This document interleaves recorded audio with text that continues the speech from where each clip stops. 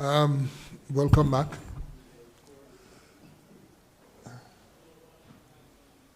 I just asked the clerk to confirm that we record. Thank you. Record.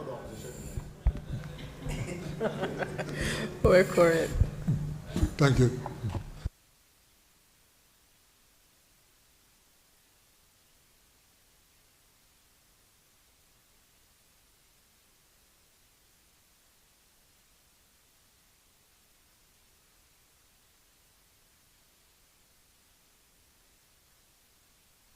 Members, prior to the adjournment, we had the evidence from the Commissioner of Police, and we intend to proceed. I gather some members have commitments later this afternoon, so we see how far we can get. I'm entirely, again, as usual, in the hands of honorable members.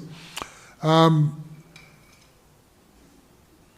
forward, in terms of the direction of travel, I'll be guided by you, but we have the evidence from the Commissioner of Police, and we have other members who want to make other interventions in terms of the provisions of the bill. Do we envisage that we will have a discussion around the evidence of the Commissioner at this stage, or we just proceed with other interventions by members, and then at a particular juncture we do the wider discussion, including that which include the Commissioner's evidence?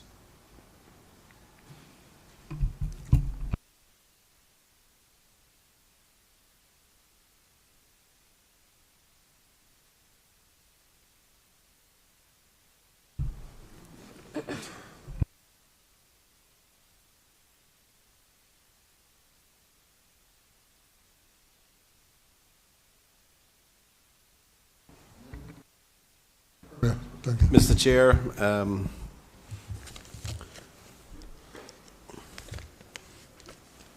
we've certainly not had the benefit of a lot of practice with the operations of a select committee in this house.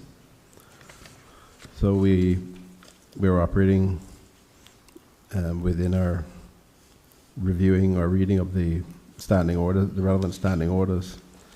I don't get the impression at this point that there is a desire to discuss the evidence provided by the Commissioner unless members want to indicate otherwise. And I think in terms of Standing Order 72-6, it is quite clear that in terms of powers and procedure, it provides that the deliberations of a select committee shall be confined to, and I'm skipping a section which isn't relevant, but I can come back to that if any member wants. In the case of a select committee on a bill, to the bill committed to it, and relevant amendments. So,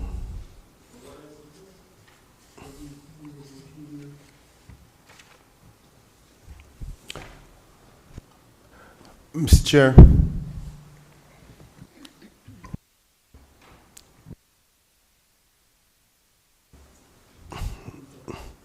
no, I wasn't finished, So, Mr. Chair, the suggestion would be, from me, that the benefit for us would be to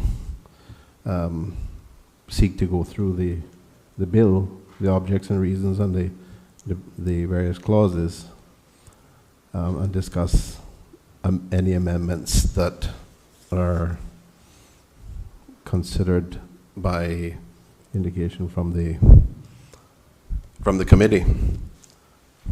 But again, I'm open to confirmation that nobody has anything else that they want to discuss in terms of the evidence that we have received earlier today. Thank you, Honorable Premier. Thank you. Minister Brian? Thank you, Mr. Chair. Trying to go back to the foundation of what the purpose of the Select Committee of the whole House's role is and what is available to us in respect to the proposed amendment bill. I think it needs to be clarified because in order for us to start to make changes, we need to know what the parameters of the reality of those changes can be.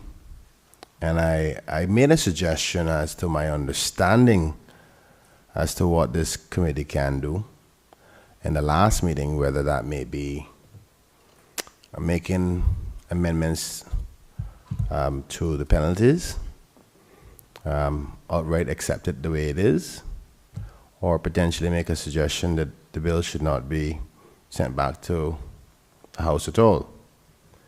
I think it's important that we make confirmation of whether that availability is within our power as a select committee.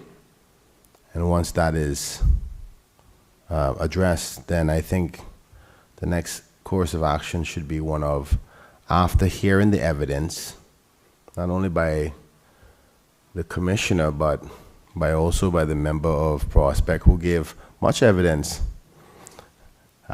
we can make sorry, my apologies, of Red B. That we can make a determination as to those three parameters that I just suggested. Because I think that there is room for discussion and potential merit in whether or not this bill should be moving forward at all without the input of the people of this country. And I think that needs to be examined by us as members rather than assuming that the parameters are only that of making amendments to these bills. So that's my suggestion, Mr. Chair. But again, I'm at the power of all members of the committee.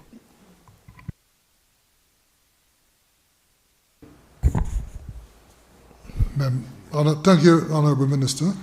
Honourable Member for Red Bay.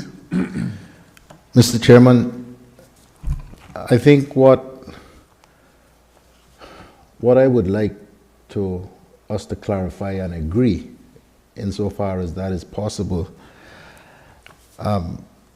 in furtherance of what the Minister for Tourism just had to say, is the procedure which now needs to be followed to bring these proceedings to a conclusion.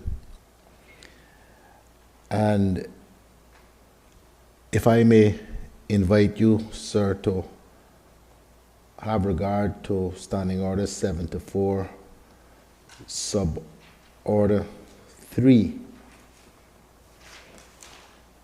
and help, if you, sir, could kindly help us to all understand or collectively understand the process being guided by these standing orders. I think then we would be able to see, in furtherance of what the Minister of Tourism is asking about, how we go about the balance of the process.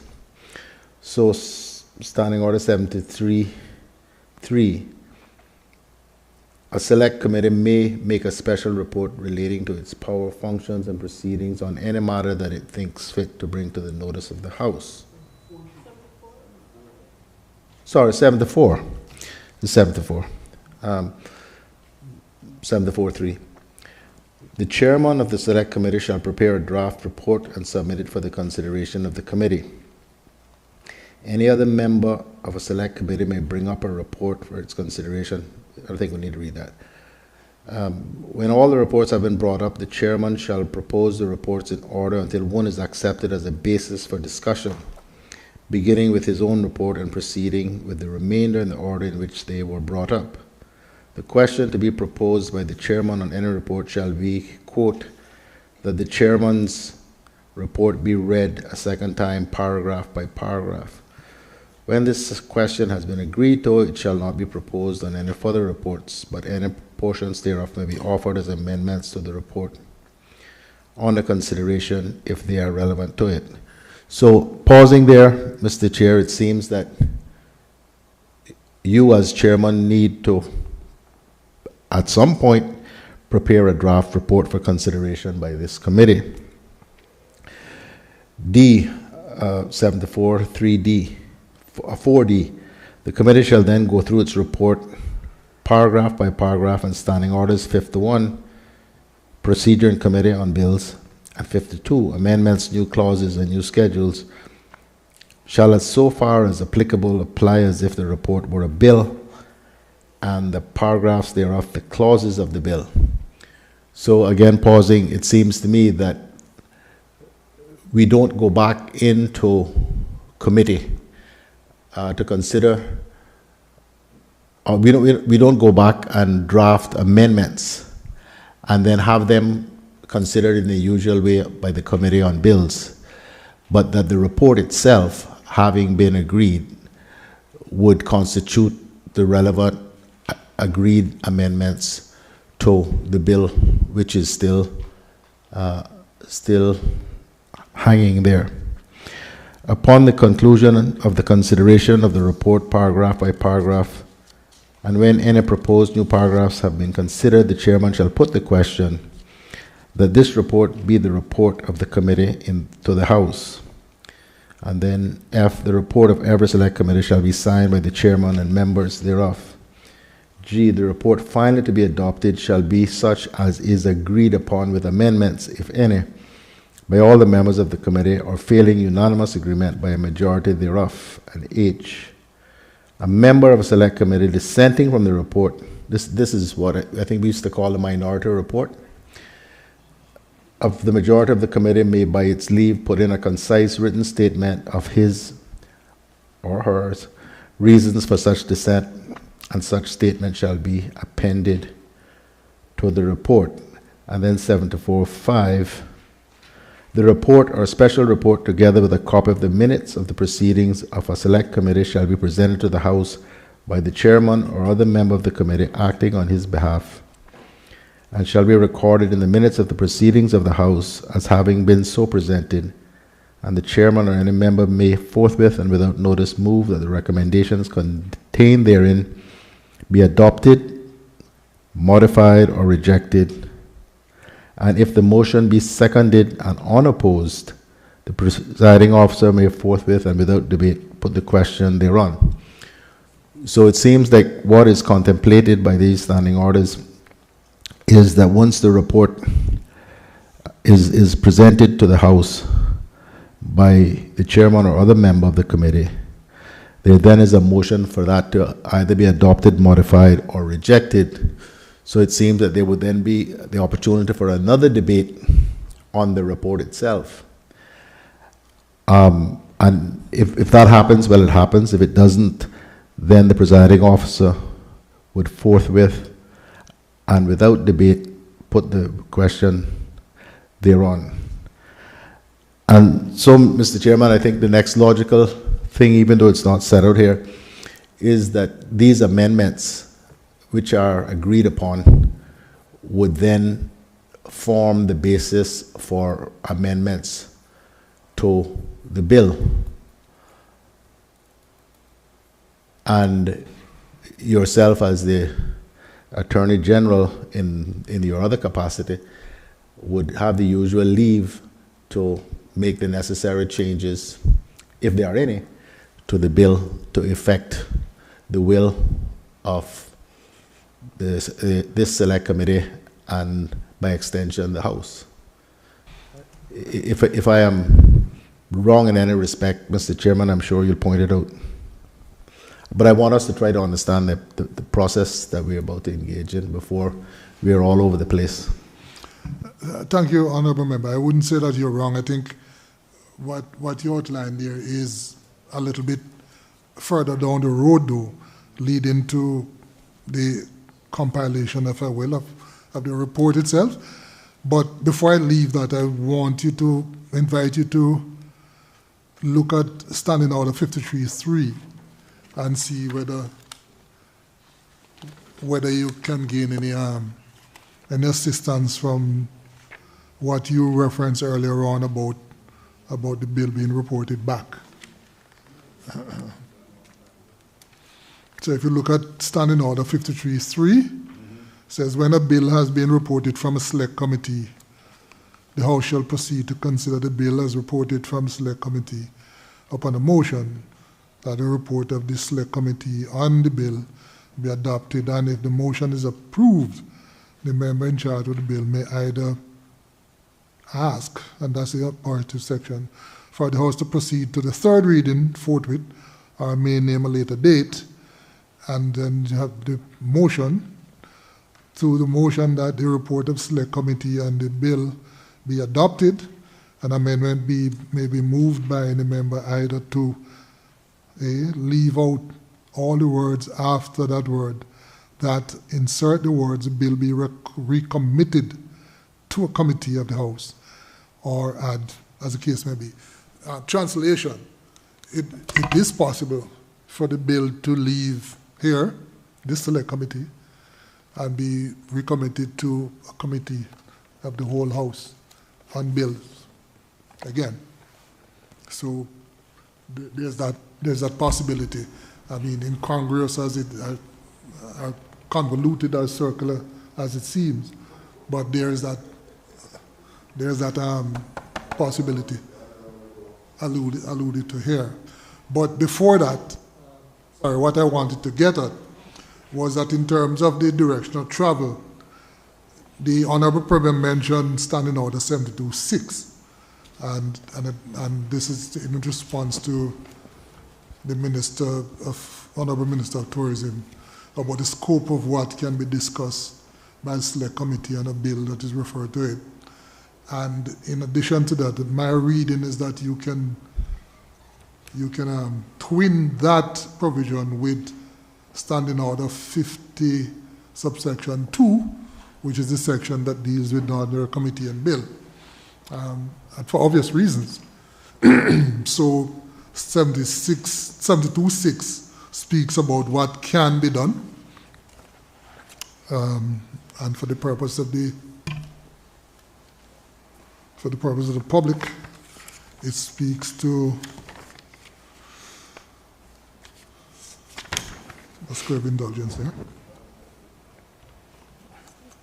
The deliberation of the Select Committee shall be confined to the matters referred to it by the House, and to any extension or limitation thereof made by the House, and in the case of the Select Committee on a bill, to the bill committed to it and the relevant amendments. And then when you read that together with 52.2, 52.2 is this section that we're all familiar with, which says, sorry, not 52.2, 50 subsection 2, my apologies. 50 sub 2. A committee may make such amendments and additions to a bill as are relevant to its subject matter, but where a committee desires to make any amendment or addition which is not within the title of the bill, it shall amend the title accordingly and shall report the fact specially to the House. And I say that because... Mr. Chairman, which standing order is that, sir? 50 Sorry. sub 2. 52. 50 sub 2. Okay, got it. Yeah, sorry. And I say that because in the normal course, when the bill is submitted to committee, you have wide berth to discuss the clause, various clauses, make amendments, suggested amendments, etc., and those are dealt with. When it goes to Select Committee, there is no less restrictions. As a matter of fact, if you ask me, probably is much wider berth when it goes to Select Committee, and so it follows that in this setting, there is the opportunity to go through the clauses of the bill itself, review the bill, as said here, and for members to make suggested amendments, suggested tweaking or whatever it is. And all of that, if is approved by this committee, would then be captured in a report, which is then made back to the House. And so, And of course, the House has a final imprimatur. Mr. Chairman, I had just come round to what I thought was your earlier position, which is Standing Order 74. 3 and 4, which I read at some length. I mean, 74.3 begins, a select committee may make a report. So I thought initially when I heard your presentation that you were suggesting that there was a choice between using the process set out in Standing Order 74 or the one set out in Standing Order 51. Because I thought what you are advising is that we can avoid a report and just make the amendments or just agree the amendments here, and that by virtue of the standing orders, the bill, assuming there were amendments, would be amended in accordance with those, rather than this convoluted process which is set out in 74. But it seems to me that you're saying we need to use both sets of standing orders. If so, I'm not quite sure how that's going to work. But I don't know if any other members have any views about what we're just discussing here. This is all new to us, but Mr. Chair, with your permission, as I noted earlier, we have not had the benefit of much practice in the operation of these standing orders in relation to select committees because it's so rarely used. On bills, yeah. And in this case, I mean, it is clear that you can have a select committee which is in respect of a matter, and the House can prescribe what it wants the select committee to consider, or you can have a select committee just on the bill or on a bill, and it is that provision that was exercised in relation to this gambling amendment bill 2022. And then that gives us, 72.6 gives us clarity on what, in the case of a select committee on a bill, which is the last limb of that provision, the committee should be doing, which is considering matters in relation to the bill committed to it and relevant amendments. The first limb of it, of course, relates to if it was a committee in relation to some other subject matter that the House wanted the committee to consider. It is not that. It is just a committee on a bill. and Premier, not to cut you, we have an example of that, where years ago this body considered that matter, and that was a private member's motion dealing with gambling. That was a matter, not a bill. So it seems to me, sir, that as you have outlined through the provisions of Standing Order 74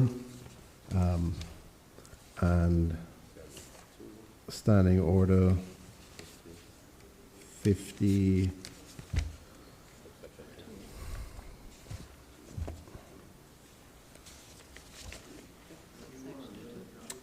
what was the other one? Subsection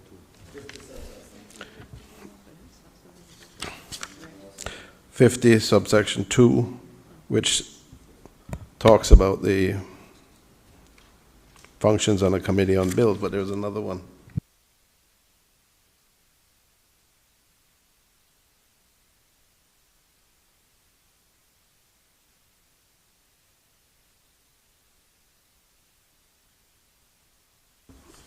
I don't remember the exact standing order, but I think as you read through those, what was clear is that we have two courses of action open to us. One is to having had the report on the bill, which I think is necessary in all cases, the 74, Standing Order 74 report.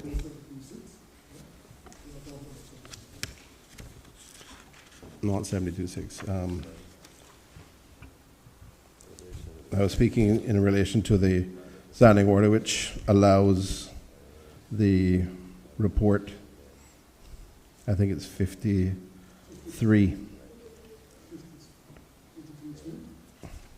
53.3, yeah. When a bill has been reported from a select committee, the House shall proceed to consider the bill as reported from the select committee upon a motion that the report of the select committee on the bill be adopted. And if the motion is approved, the member in charge of the bill may either ask for the House to proceed to the third reading forthwith or may name a later day. The further, so is it? Right. So, which one is that? Is that 453, 4? A, which reads, to the motion that the report of the select committee on the bill be adopted, an amendment may be moved by any member either to A, leave out all the words after the word that and insert the words the bill be recommitted to a committee of the House, or B, add at the end of the question the words and that the bill be recommitted to a committee of the whole House in respect of the particular part or parts. So it seems that we have, we do need to have a report in respect to the bill, which is the purpose for which the bill has been committed to the select committee. And at the end of that, we may have a report, a proposal to send the bill directly to third reading, or we may have a motion from anyone which recommits it to committee stage considerations. Thank you, Prime Minister. And that's all fine, but we haven't reviewed the bill yet.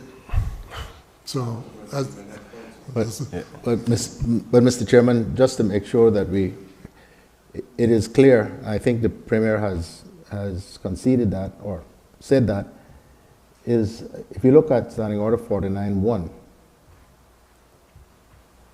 and then 2, when a bill has been referred to a select committee, no further proceedings shall be taken thereupon until the select committee has presented its report to the House. So a report has to come from this committee. I think that's beyond question now. Lead them about that. That is, there'll be a committee, no report. Thank you. Sorry, Minister of Tourism. Thank you, Mr. Chair. I think that after recognizing that a report would have to be done and the substance of what's going to be in that report is obviously the deliberations and views of each member in respect to the topic. And I think we recognize, as per the standing orders, the berth, there's a wide berth, or a reasonably wide berth in respect to the discussion outside of the particular clauses themselves. And compile that with the evidence today, I think that it is inevitable that we have to ask ourselves the question, and I'm going to be moving a motion as to whether or not, and before I say that, after the evidence given today, we recognize that the one thing that's missing out of this whole component is the lack of consultation with the people's view involved through deciding to go forward, because we have to recognize the process constitutionally that a government will discuss through caucus, agree to a bill, carry a bill to cabinet, agree to it in cabinet, gazette the bill, go out to public consultation. And though the government has agreed to the position of this bill, the 28-day period allowed each member of Parliament to reflect back with their people. And as obviously the fact that we are here now in a select committee of the whole House is a reflection of that there was no majority agreement as to the current lay of the bill in support. So therefore, one would question, where is the public involvement and the acknowledgement of a referendum coming? The question is inevitably going to be one that, should this bill be deferred until after a referendum that is being proposed by the government be done, which will give all members of this committee and of the House itself a better clear direction as to what the will of the people would be surrounding the changes within it. So at some stage, I think it's important that more members add their voice. That will eventually become a part of the report, but eventually I'll be asking for a motion to be considered through you, Mr. Chair, whether this bill should be deferred until after a referendum.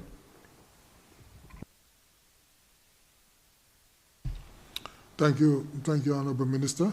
So we will, as you rightly said, we get to that state, we cross that bridge when we get there. Thank you. Yeah, but it will be eventually a matter for the committee to resolve whether that should be the report that is sent back to the House. So in terms of the review of the bill, the usual course in committee would have been that we go through the bill clause by clause. But I'm minded, and I'm sure there's nothing to prevent, unless I'm advised otherwise, to prevent me from asking whether there is any particular provision in the bill itself that honourable members wish to move straight to at this stage, or whether you want me to deal with the bill as if it was in the committee of the whole House. Mr. Chair, there is one. If I was to be unsuccessful in that attempt, there is one clause that I think can be amended, and that's in the short title and commencement, clause 1(2), that says this act shall come into force on such date as may be appointed by order made in cabinet.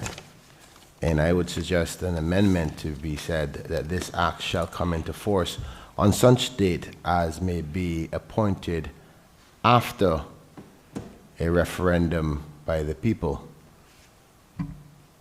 And you can add the Cayman Islands just for clarity. Mr. Chairman,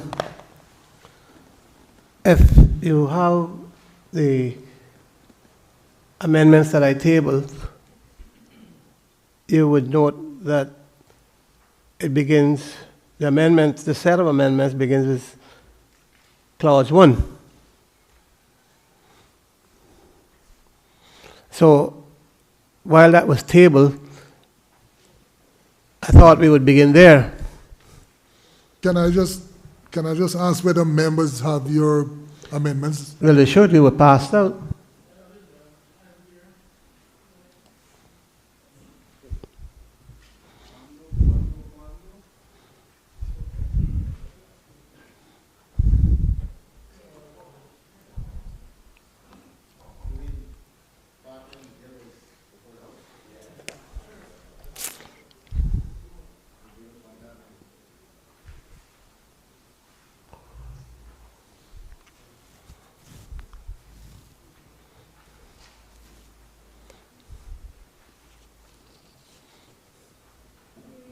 And can I just say, Honourable Member from West Bay, that what you are proposing here, you're starting at clause 2, really. Minister That Bryan. the bill be amended by inserting immediately after clause 1, Yeah. the So, following clause. so you're picking up after clause 1. All right. Minister Bryan is. I need your guidance on that aspect of it. Minister Bryan is interested in amending clause 1, discussing clause 1.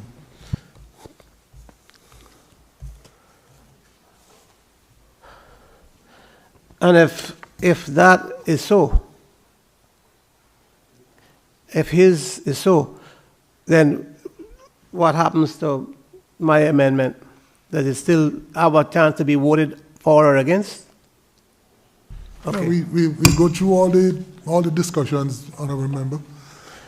It's just that we were trying to take them in order of the various clauses, and so we will get to your discussion draft. Uh-huh. Right. So that would be clause 2. That's it. Right. And in effect, what you are proposing here, if I understand it, is this a new clause, Ms. Julie?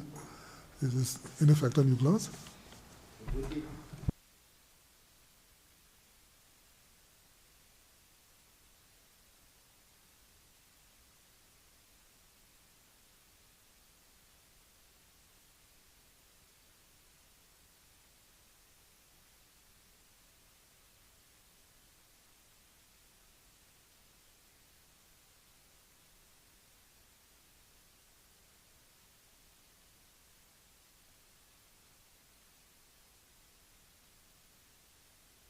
Minister Brand, this is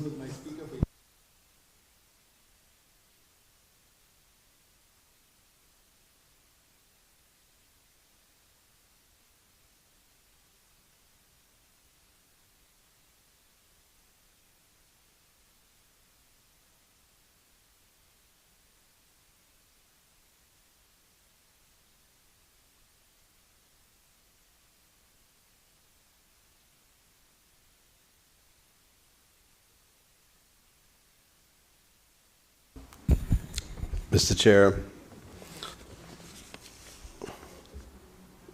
I know the member has stepped out, but I suppose one question, just for clarity, would be whether a provision which doesn't either have a date or a typical commencement provision, which would be that it would commence by order of cabinet. Is there any question around uncertainty or a similar concept? you mean In relation to a future event which hasn't happened, might not happen for one reason or another? I'm not speculating as to whether, what reason it would be, but I'm just saying because it hasn't happened yet, there is uncertainty.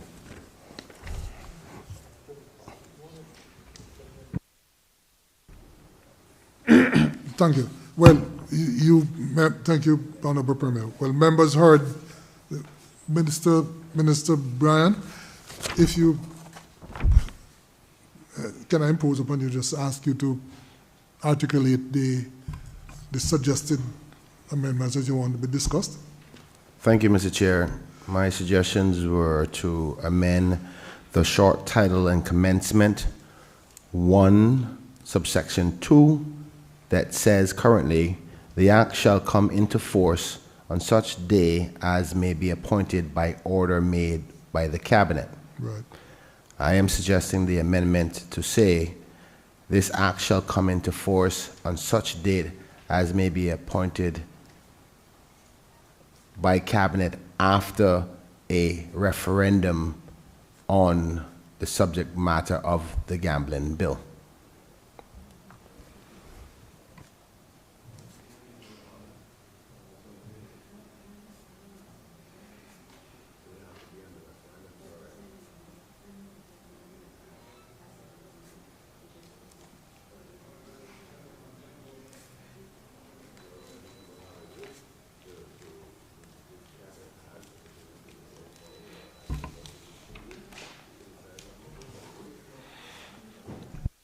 Thank you. Thank you. So, thank you, Honorable Minister. So members heard the Mr. Chairman. Members heard the proposal. Does anybody wish to speak on it? Yes, Mr. Chairman, just a question. The proposal, and I'm going to ask members, please, to speak into the mic, and you're not talking, in Sunday school. Please talk loud enough that we can hear on this end. And Mr. Chairman, no insult to you, but please speak into the mic, because you speak softly. But you carry a big stick, I know. Mr. Chairman, for my edification, the referendum, there are matters going to a referendum. If we are saying here that, according to what the minister is proposing, that he gives it a different title, right, and says what must happen. But we don't know what can happen in the referendum. Am I right? Mr. So how do you propose a bill? I would think that it's a good proposition, but I would think that would come after the referendum, and a bill is proposed at that time. Member, can I just clarify? Okay. That the chair is not answering these questions. I'm facilitating the discussion. But I know you're directing them at me, but through you, Mr. Chairman. Thank you very much. Yes. No. And when I speak, unless I'm a direct asking you, I've been here long enough to ask you directly. But when I speak, really, it's to ask one of the members of cabinet, because really, it's a cabinet position that he's asking to be changed. Thank you, member. So, just to go back to the beginning. The honourable member proposed the amendment, so I was going to ask him whether he wishes to elaborate on what he said, and then other members can. Thank you, Mr. Chair. I'm glad to elaborate, and I see that the member from West Bay West is having difficulty with what I have proposed by way of understanding how it would work. So I'm going to try to elaborate a little bit further. So there is two parts to this. One, you heard me propose that we should just put the bill aside, period, rather than making any amendments, and come back to Parliament once the referendum has happened. That was, there's still a possibility of just saying, put the bill on hold. So that's two, sorry, Mr. Minister, Mr. Chairman, but that's so you're asking, firstly, for that to be done. That's what you're saying? No, sir. Through you, Mr. Chair, what I suggested was that is at my disposal, and I will reach for that option available to me as a member of this select committee, if necessary. But in the interim, that when you raise the point of any particular part of this bill, which is the clauses that I seek to amend, then I went straight to the very first one, which suggests the amendment that I proposed, which ultimately means the same thing, but in two different routes, if I dare say. So to resolve the issue of the question asked about, well, what happens if the referendum says one way or the other? I would like to elaborate on that by saying that if the referendum comes back in favor of a national lottery, which in my view is very similar and has the opportunity to assume that that is also talking about numbers, because they're practically the same thing with just a different ratio of outcome, that if it does come in favor of allowing that, then it gives the government the opportunity to figure out how they're going to implement that, and whether or not these changes at this particular point of increasing penalties is worthy of doing. If it does not come back in favor for a national lottery, i.e. numbers, then the government can implement it right away, because that would be a signal from the people to say they still feel strongly that this illegal activity, whether it's been accepted or not, they still believe it should be a penalty, and therefore the government can enact by the will of the people. So I think it accomplished exactly what we're here to do, which is to represent the people's will. And if the government has already agreed to that, I think what we should do is get the date announced so the people know when we're going to do it, put this bill aside until that day, let the people choose, and then we act from there. I think we are being preemptive, if I dare say. For what reason, I cannot understand, because the people's say and people's will is what we are here to deliver. And again, I'm going to try to go at it two different ways. I'll see if I'll succeed in at least one. Thank you, Honorable Minister. Any other member wish to speak on that, on the proposal? Mr. Chairman, Honorable member from Red Bay. I do believe that we do need to hear now from the Premier on this issue. And this is a fundamental point. I didn't intervene earlier because I wanted to hear what Minister Bryan had to say and to determine whether the government has changed its position. But since no one else spoke, I thought I need to raise this point because it's a constitutional and very fundamental point. The government published the Gambling Amendment Bill 2022 on the 7th of November 2022. I do believe that we are all entitled to presume that the proper processes for the approval of this bill by Cabinet for transmission to this House for consideration have been followed. Section 44 of the Constitution, which establishes a cabinet in and for the Cayman Islands, provides in subsection 3, the cabinet shall have responsibility for the formulation of policy, including directing the implementation of such policy, insofar as it relates to every aspect of government except those matters for which the governor has special responsibility under Section 55. And then, Mr. Chairman, the critical important bit. And the cabinet shall be collectively responsible to the Legislative Assembly, for which we now read Parliament, for such policies and their implementation. This, Mr. Chairman, which I need not school you on, embodies, codifies the principle of collective responsibility of Cabinet. So the Cabinet has collectively decided that this bill in this form should come to this House. It was presented, it was debated, and it was then sent to Select Committee. Nothing wrong with that. But the government now needs to indicate whether or not it still stands by this bill, for it has one of its principal ministers having articulated a position which I think is entirely reliable, entirely reasonable, and should be taken into consideration. But I don't believe, and I certainly support, but we really can't proceed without an indication from the government as to whether or not they have now collectively changed their position. I don't think we can go further in this committee until that has been done. Mr. Chair. Thank you, member from Red Bay. Minister, Honorable Minister Tourism.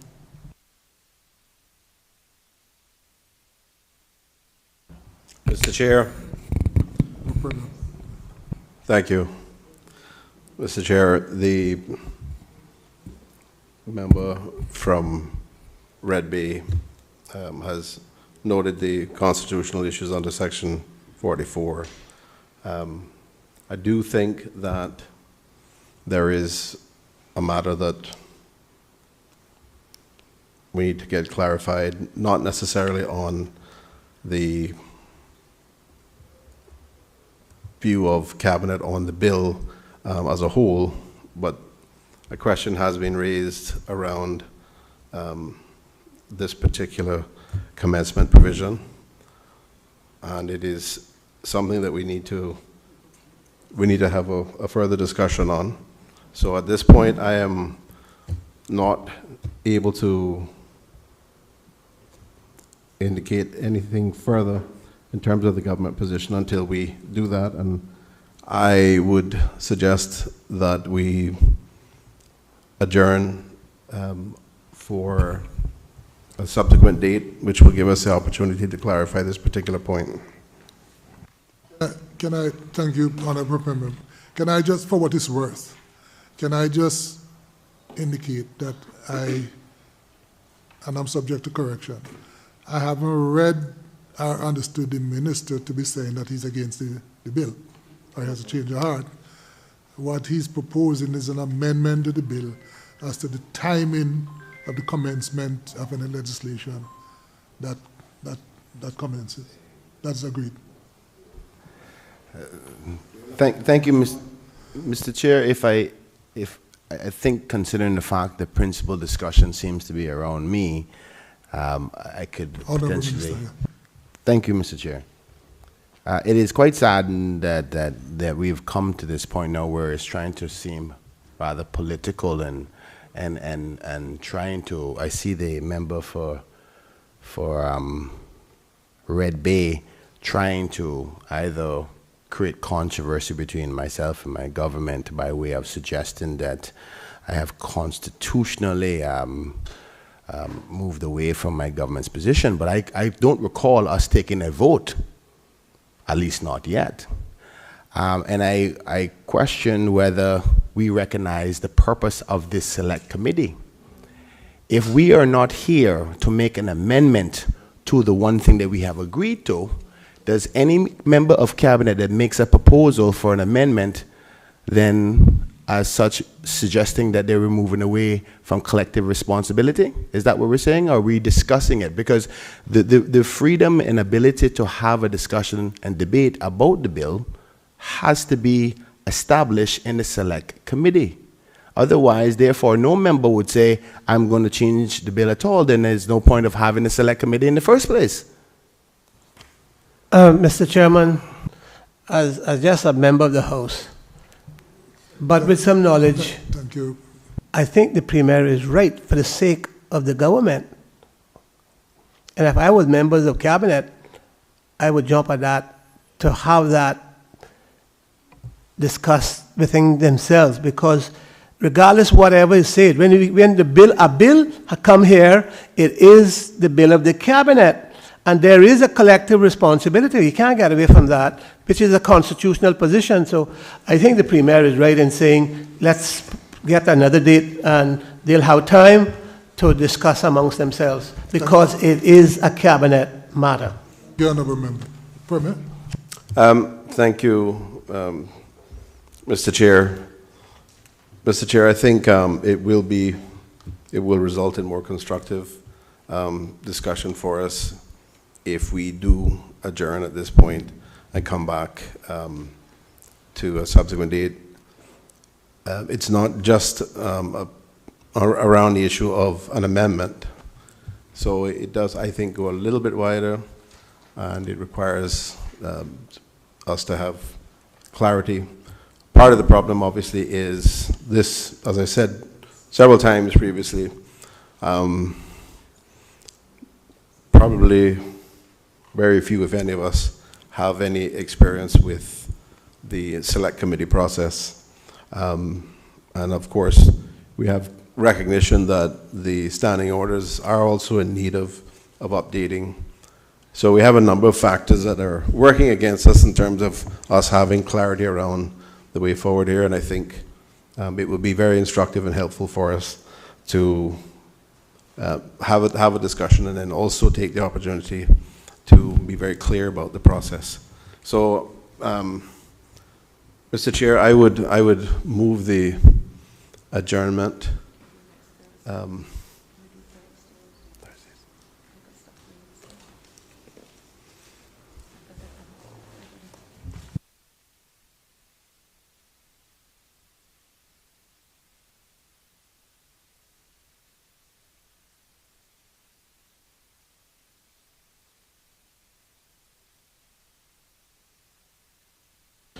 Mr. Chair, I think the safest course of action is for me to move the adjournment to a date, which is to be decided by yourself as chair of this committee, and that way we can work out what is the most appropriate and convenient date. And I know that members of the opposition had indicated that they had certain dates that they were concerned about as well, which we did give a commitment that we would not hold a meeting over. So with that, I would like to, I so move. Thank you, Honorable Premier. And in that vein, I just bring members' attention to Standing Order 72-7, which confirms that your proposal about a date to be determined is in order. 72-7 says the first sitting of the Select Committee shall be held at such time and place as a chairman, or if the presiding officer has not appointed a chairman, the member with the longest continuous membership of the House shall appoint. And this is the operative aspect. It says, subsequent sittings shall be held at such time and place as the committee may determine, but if the committee fails to do so, the chairman shall, in consultation with the clerk of the committee, appoint such time and place. So it is permissible for the chair and the clerk to discuss the date, get members' consensus around that, and then we determine when is the next sitting of the next meeting of this committee. So we adjourn. And Mr. Chairman? Sir, member from Reddy. Thank you, sir. If I could just indicate that members of the opposition will be unavailable from the 29th of January to the 4th of February. 29th, John? To 4th February. John. 4th February. Thank you, Honorable Member. Thanks. Noted. All right. So we adjourned. Members, thanks again for coming. Thanks to the clerk. Thanks to persons at GIS who are assisting us with covering this. Thanks to members of the public who have been following. Thank you all and have a good evening. Thank you.